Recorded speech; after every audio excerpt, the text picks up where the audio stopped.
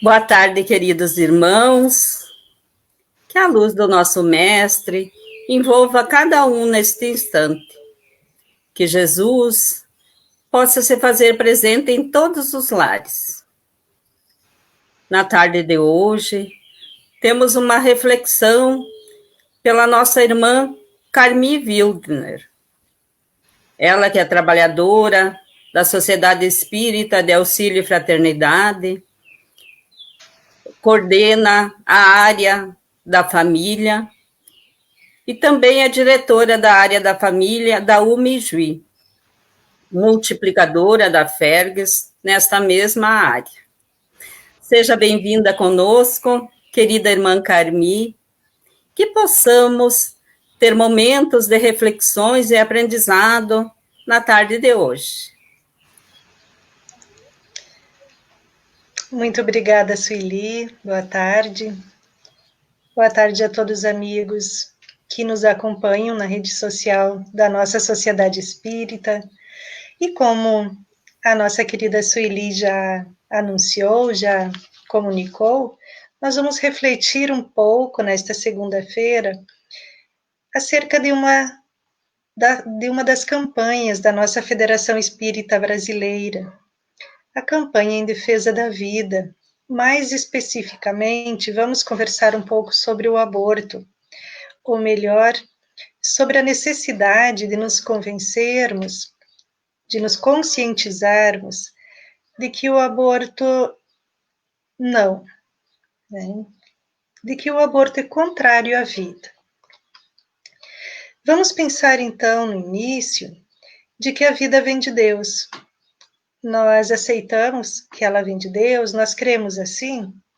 Bom, se nós cremos assim, e nós cremos, nós também vamos ver que nós temos em nosso interior também a centelha divina, uma vez que fomos criados por Deus. E essa centelha divina, então, ela nos possibilita a vivenciarmos a vida da melhor forma. E aí, quando lembramos de Jesus, o nosso irmão maior, o nosso modelo, o nosso guia, quando ele esteve entre nós, ele nos ensinou de que ele veio para que todos tenham vida e a tenham em abundância.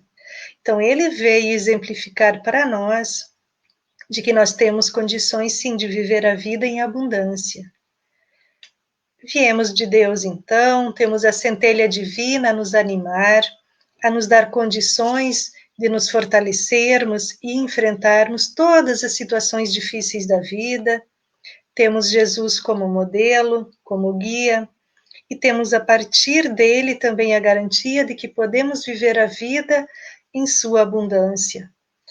Vivê-la de fato, vivê-la com coerência, vivê-la aprendendo com cada percalço, com cada dificuldade, tornando-se significativo cada reajuste que a vida nos oferece.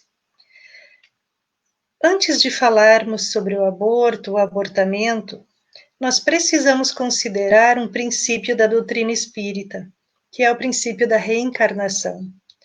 A reencarnação como recurso pedagógico para o espírito imortal. Sim, nós somos espíritos imortais, por um tempo reencarnados para aprender aquilo que ainda não sabemos, para ensinar aquilo que já aprendemos e para relembrar aquilo que nós esquecemos. Mas esse recurso pedagógico nos possibilita, então, essas construções. E é em família que nós reencarnamos. A família é o lugar onde Deus escolheu para que o espírito reencarnasse, para desenvolver virtudes nas trocas, nas convivências entre aqueles que reencarnam numa mesma família. E entre as virtudes, de forma especial, o perdão e o amor como Jesus nos ensinou. O amor que constrói o entendimento, o amor que pacifica, o amor que entende e que perdoa, que ensina a perdoar e se auto-perdoa. Nós temos, então, condições, a partir disto, de cuidar da vida, da nossa e da vida do outro. Bom, entendendo-nos então espíritos imortais e tendo a reencarnação como oportunidade de retornar para reaprender, para ensinar e relembrar, nós vamos lembrar também que o espírito, por isto, pré-existe a concepção, bem como sobrevive à morte biológica. Isso nós precisamos ter bem presente conosco quando nós vamos nos posicionar em relação ao aborto. O Espiritismo, em sua síntese filosófica, nos diz que nascer, morrer, renascer ainda e progredir sempre, tal é a lei. Então, esses encaminhamentos vão nos dando alguma segurança para pensarmos de que precisamos nos posicionar contra o aborto em defesa da vida. Na questão 880 do Livro dos Espíritos, e este Livro dos Espíritos, que é uma das 5 obras básicas da doutrina espírita, vai nos servir de referência para embasar a nossa reflexão de hoje. Vamos nos valer dos questionamentos específicos que nos trazem ensinamentos, nos convidando a defender a vida e não o aborto. Então, nessa questão 880, o codificador Allan Kardec pergunta qual o primeiro de todos os direitos naturais do homem, e os benfeitores respondem que é o direito de viver. Por isto, é que ninguém tem o direito de atentar contra a vida do seu semelhante, nem de fazer o que quer que possa comprometer-lhe a existência corporal. Então, só nessa questão nós já temos um indicativo de que nós precisamos fazer todo o esforço possível para preservar a vida. E nisto entra também a vida daquele espírito que está reencarnando. Seguindo a nossa reflexão, mencionando outra questão, 344, que está lá no tópico União da Alma e do Corpo, em outra pergunta do codificador, em que momento a alma se une ao corpo? A resposta dos benfeitores é a seguinte: a união começa na concepção, mas só é completa por ocasião do nascimento. Desde o instante da concepção, o espírito designado para habitar certo corpo, a este se liga por um laço fluídico, que cada vez mais vai se apertando até o instante em que a criança vê a luz. Então, a união começa na concepção. Essa é para nós uma verdade também, e é uma verdade que não é uma verdade religiosa, a ciência já entende assim também, né? De que a união do espírito com o corpo acontece no momento da concepção, então já há ali uma vida. E a outra questão, 880, que nos remete a entender que não temos o direito de atentar contra a vida, nos faz refletir, então, junto com essa, de que não temos em nenhum momento direito de cometer um abortamento.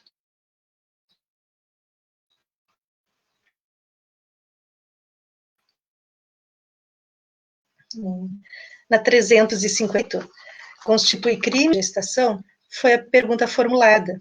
E a resposta que nós temos é de que há crime sempre que transgredis a lei de Deus, a lei de Deus. Uma mãe, ou quem quer que seja, cometerá crime sempre que tirar a vida a uma criança antes do seu nascimento.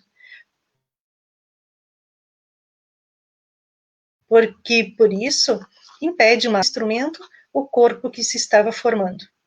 Uma mãe, então, ou quem quer que seja, não tem o direito de impedir o ser reencarnante a passar pelas provas que estavam previstas para ele nessa vida.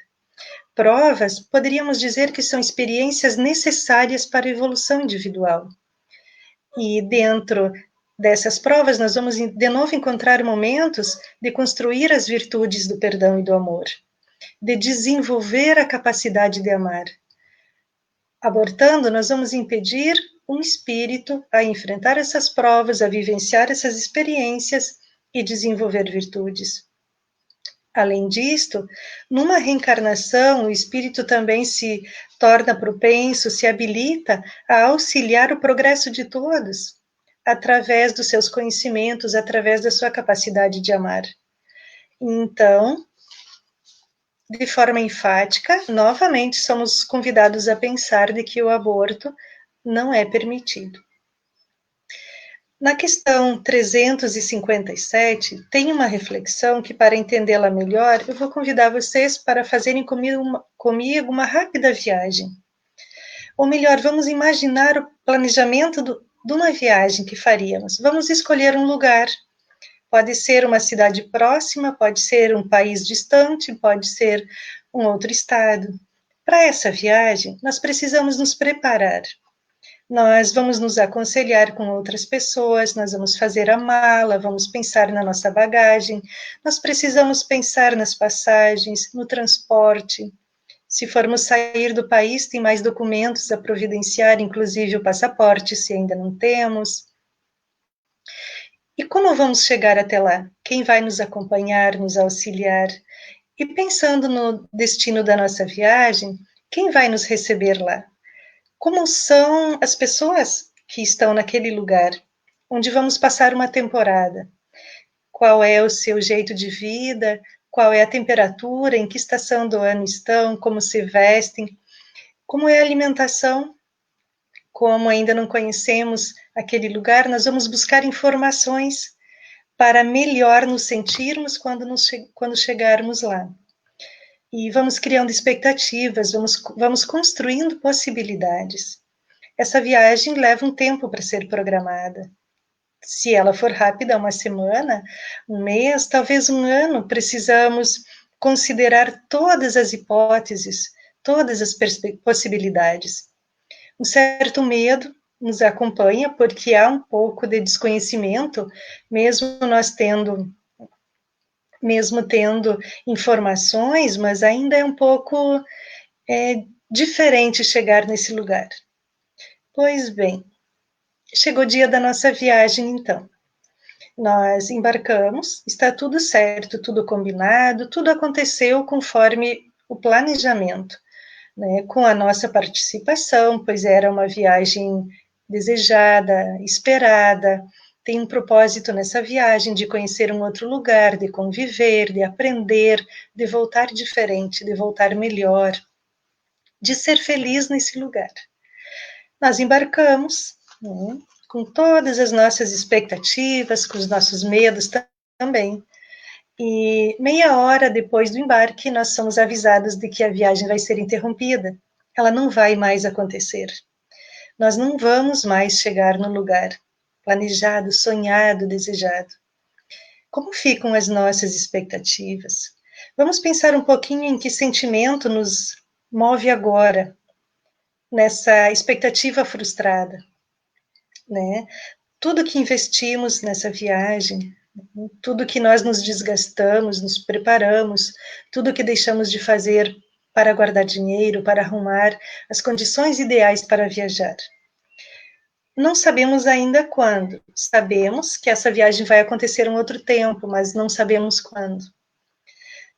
Vamos agora, dessa nossa rápida viagem hipotética, né, fazer um paralelo com a questão 357 do Livro dos Espíritos, quando Kardec perguntou que consequências tem para o espírito o aborto. E a resposta dos benfeitores é de que ele é uma existência nulificada e que ele terá de recomeçar. Cometer um aborto, então, nulifica uma existência, impede que uma experiência reencarnatória aconteça. E tal qual a nossa preparação, toda a nossa construção, todas as elaborações que fizemos para esta viagem, o espírito, numa reencarnação normal, também fez esse preparo, também houve um planejamento, também houve um propósito para reencarnar naquela família, naquele país, naquele lugar, com aquelas pessoas. Também houve medo, houve muita expectativa, também houve muito estudo, houve muitas aproximações para conhecer os pais, para conhecer o local. Durante o sono, nós sabemos que isso é possível. E no momento do abortamento, é igual ao momento em que nós embarcamos e fomos avisados de que a nossa viagem não aconteceria. Como será que fica a expectativa desse espírito? Qual é o tamanho da frustração desse espírito que estava se preparando para reencarnar, que trazia seus medos, mas trazia também os seus sonhos, as suas apostas de que daria certo, de que este seria um momento especial de promover reajustes, talvez de pedir perdão, de ser perdoado, talvez de construir novas aprendizagens naquele lugar. E ele foi, sem o consentimento dele, impedido de chegar àquela família, impedido de viver aquela experiência reencarnatória. Essa sensibilização nos leva, então, a pensar na consequência do abortamento, na importância que tem refletirmos e tomarmos posição, né, em relação a difundirmos a ideia de que o aborto não é algo lícito, não é legal, não é interessante, que o aborto vai contra a lei divina. A vida é de Deus, então cometer a vida, cometer um aborto, interromper uma vida que estava começando, é contrário à lei de Deus. Na questão 359, sabiamente, o codificador pergunta: dado o caso que o nascimento da criança pusesse em perigo a vida da mãe dela, haverá crime em sacrificar-se a primeira para salvar a segunda? E a resposta dos benfeitores é de que é preferível que se sacrifique o ser que ainda não existe a sacrificar-se o que já existe. Nessa questão, nós entendemos que em caso de necessidade, em caso em que o profissional, o médico precisa escolher no momento do nascimento, no momento do parto, que é o momento do nascimento, escolher entre preservar a vida da mãe e a vida do ser que está renascendo ou da criança, ele faz escolha pela vida da mãe. É o único momento em que nós, como espíritas, nos posicionamos a favor, então, de que seja escolhida a vida da mãe. Porém, com o avanço da ciência, com o avanço da medicina, sabemos que torna-se cada vez mais escassa a indicação desse tipo de abortamento, né? Ela ainda assim provoca muitas angústias, porque é uma situação delicada, uma escolha delicada, e que provavelmente esse momento também seja um momento de prova ou de expiação para pai, mãe, para o espírito reencarnante. Então é uma situação diferenciada. Mas essa dor que ambos experimentam, ou que todos os envolvidos experimentam, pode ser sim uma dor educativa, que entre uma situação limite de escolher entre preservar uma vida dos dois, houve a necessidade de escolher a vida da mãe. Pode ser que esse momento propicie, sim, um momento bem especial de reparação e de aprendizado necessário, e que num outro momento, no futuro, essa experiência se repetirá e esse espírito concretiza, então, o seu nascimento e a existência junto a essa família também se tornará concreta. Então, esse é o único momento em que nós aceitamos a prática do aborto. Um outro assunto bem difícil, bem delicado e que está muito recorrente até nas nossas redes sociais é a questão do abortamento provocado por motivo de estupro. Nós precisamos deixar bem claro que, como espíritas, nós não concordamos com nenhum tipo de violência. E o estupro é um dos crimes mais difíceis de ser conversado, de ser noticiado, de ser escutado. Então, nós somos contra o estupro, sim. Porém, vamos fazer algumas perguntas que nos levam a refletir sobre esse ser que renasce a partir desse ato violento, que nós não concordamos com o ato, mas que pensamos na defesa da vida dessa criança. Vamos perguntar se é justo, né, nos perguntarmos se foi a criança que cometeu o crime.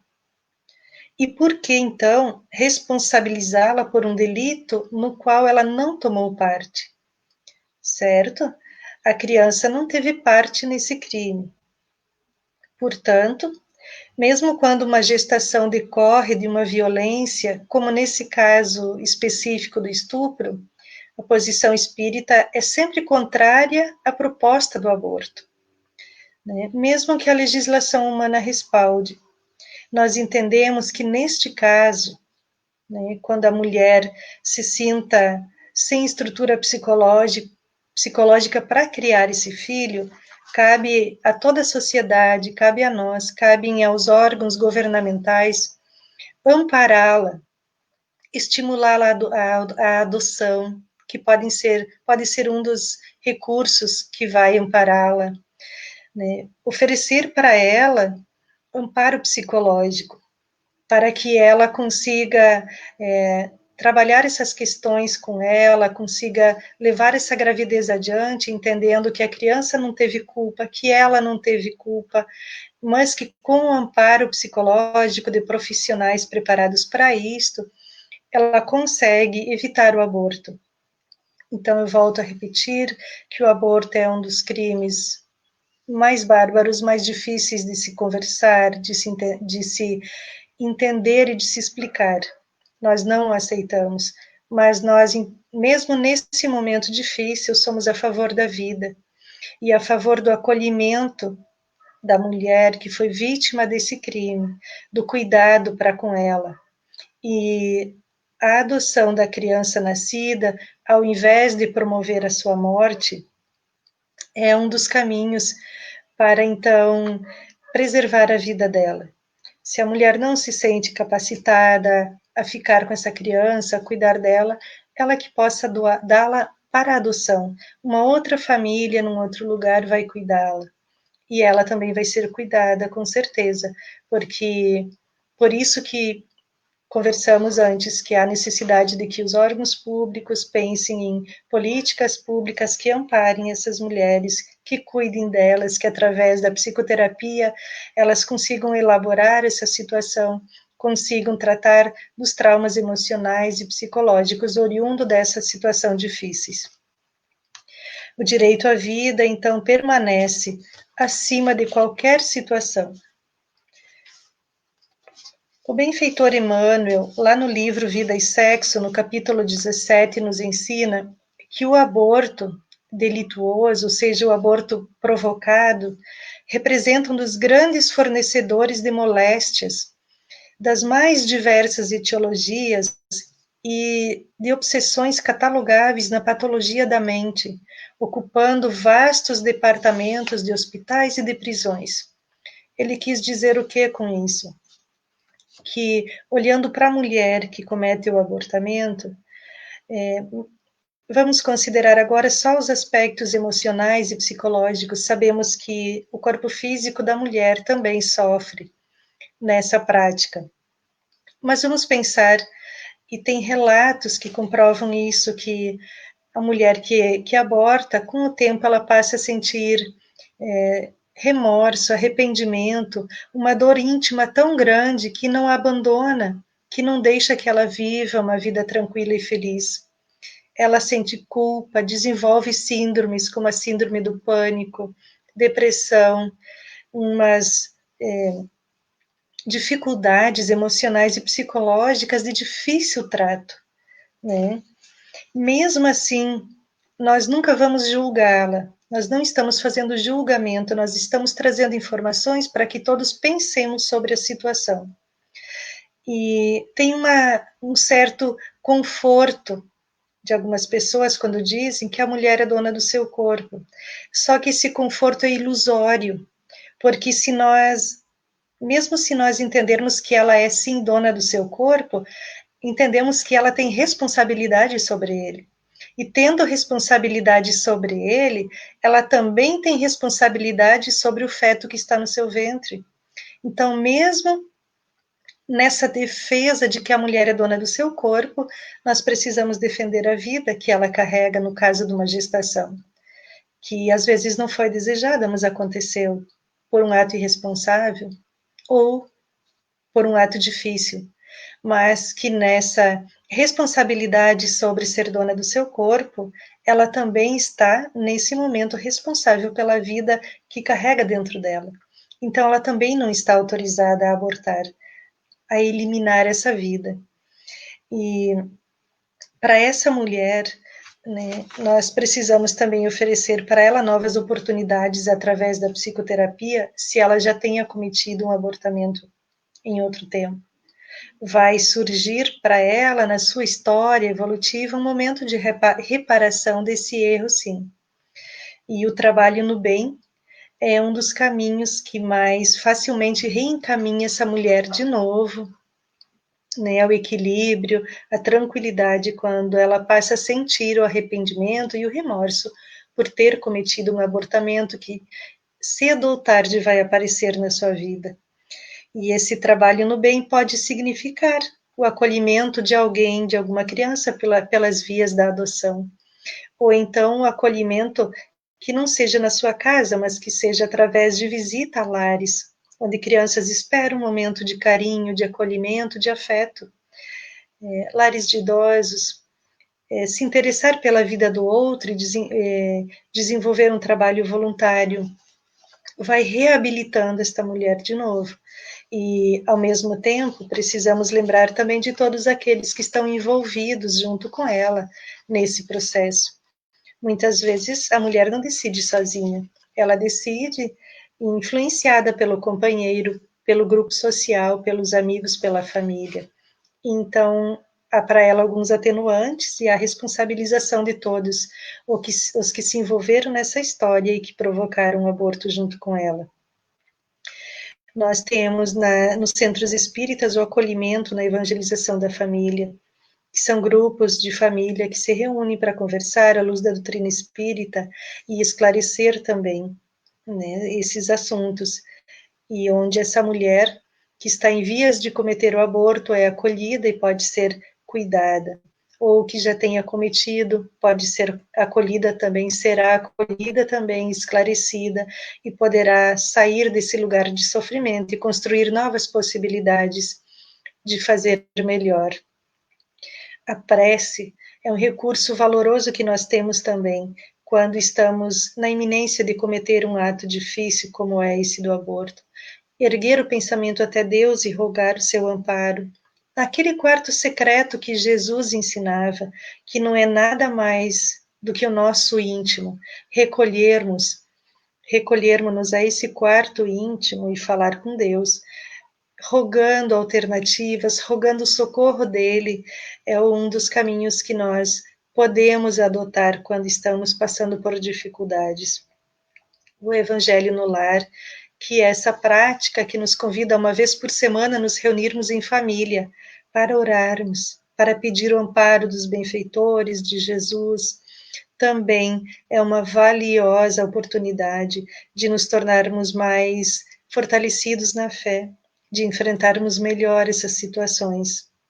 E o atendimento fraterno nas casas espíritas também é um momento de acolhimento, de conversa fraterna, onde podemos amparar e sermos amparados. Na nossa casa espírita, o atendimento fraterno acontece sempre depois das palestras, depois das exposições, nesse momento de forma virtual. E os telefones se encontram na nossa página no Facebook. É importante considerar, então, para concluirmos a nossa reflexão, que o aborto não é uma solução. Ele é o adiamento doloroso de reajustes difíceis no futuro. O aborto é uma desencarnação violenta e é a violação do direito básico da vida, e se analisarmos criteriosamente, é um crime de difícil solução, porque é um crime contra alguém que não tem a mínima condição de se defender. É um crime contra alguém que está iniciando, reiniciando, retomando a sua jornada reencarnatória, evolutiva, e que não tem condições de argumentar pedindo para ficar. Então, por tudo isso, nós precisamos nos conscientizar de ajudar a divulgar a campanha em defesa da vida, de ajudar a esclarecer a todos, né, de que nós podemos sim nos posicionar contra o aborto, e nós podemos buscar mais orientações no site brasilsemaborto.org, que esse ano traz a temática pelas duas vidas, nos ensinando então que é preciosa a vida do feto e é preciosa a vida da mulher, da mãe, e entendendo que nós podemos fornecer a ela condições de amparo, de acolhimento, de cuidado. Nós podemos convidá-la assim.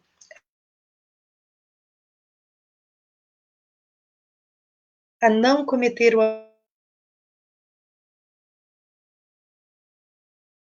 dela.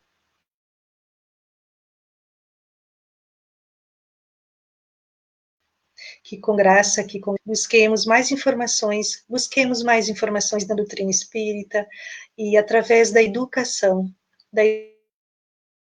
como ferramenta de esclarecimento, vamos nos fortalecendo na defesa da vida, a vida que vem de Deus, e por isto não temos nenhum direito de tirá-la de ninguém, como vimos nas questões do Livro dos Espíritos. Então, e nos preparemos agora para o momento de oração.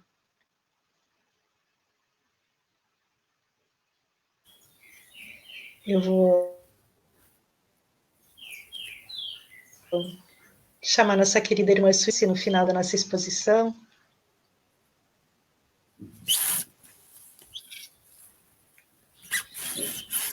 Então, nesse momento, agradecemos nossa querida irmã Carmi, que trouxe essas reflexões tão importantes para nós em todos os momentos da nossa vida.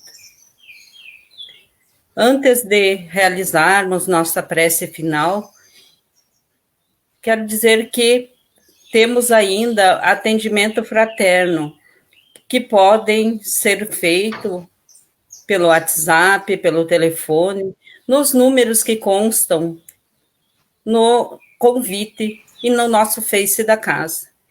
Quem quiser, logo após a palestra, pode conversar com um dos nossos atendentes. Então, neste momento, vamos fechar nossos olhos para que possamos interiorizar, trazendo para a nossa tela mental a imagem do nosso mestre, nosso irmão, Jesus, que com o seu olhar amoroso, seu sorriso sincero, nos acolhe, nos ampara em todas as nossas dificuldades. Que possamos agora, então, levar até Ele, em pensamentos, todos os nossos anseios, nossas dificuldades, nossas dúvidas, trazendo para nosso pensamento aqueles irmãos que gostaríamos que fossem atendidos em suas dores, em suas dificuldades, nossos familiares, nossos amigos, todos aqueles que encontram-se doentes, em hospitais, em casas de saúde, ou mesmo em seus lares. Que Jesus ampare a cada um, refazendo a saúde, levando esperança, ânimo e consolo.